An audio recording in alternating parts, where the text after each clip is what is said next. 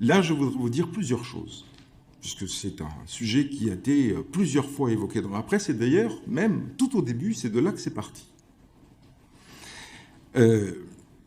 D'abord, ce jour-là, il y avait une actualité concernant ce forum économique entre le Maroc et l'Espagne qui s'ouvrait dans la ville de Dakhla, qui se trouve au sud du Maroc, au Sahara.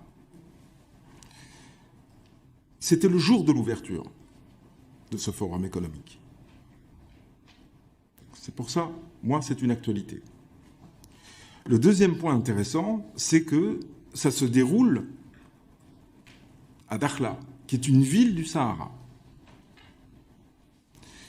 Le troisième point, c'est que, et c'est la phrase, je pense, exacte que j'ai prononcée ce jour-là, j'ai dit que ce forum entre le Maroc et l'Espagne avait été rendu possible grâce au réchauffement des relations entre les deux pays. Rappelons qu'ils avaient une rupture diplomatique et que même les frontières avaient été fermées auparavant. Donc le réchauffement entre les deux pays depuis que l'Espagne avait reconnu le Sahara marocain. Voilà ma phrase exacte. La dernière personne, j'avais noté quelque part, qui avait parlé de Sahara marocain, alors vous allez me dire, oui, mais c'est un homme politique, je crois que c'est le chancelier autrichien. Et ça date de la semaine dernière. Je veux ajouter, si vous le permettez, Madame la rapporteure, un élément qui, à mon sens, est important, et c'est ma pensée profonde à propos du Maroc.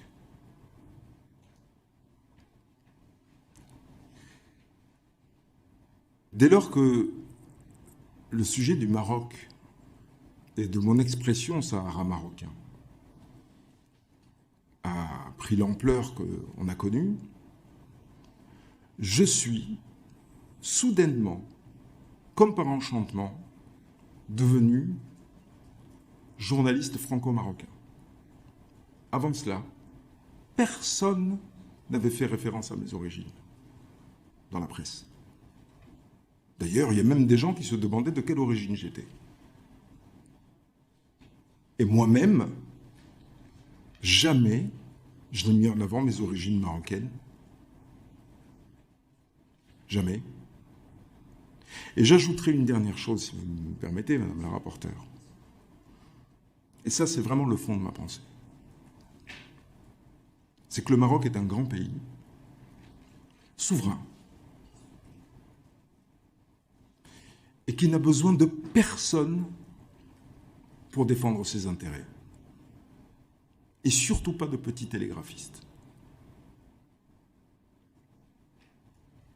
Oui, alors excusez-moi, sur la dernière affirmation, bon, ça n'engage que vous, parce que les travaux de cette commission visent justement à savoir si les pays, aussi souverains et grands qu'ils soient, qu'ils puissent être, utilisent des méthodes d'influence ou d'ingérence. Donc ça, c'est la commission qui décidera si le Maroc, comme un bon nombre d'autres États, ont besoin de télégraphistes ou pas. Ça, c'est les travaux de cette commission, et c'est à la commission de le décider.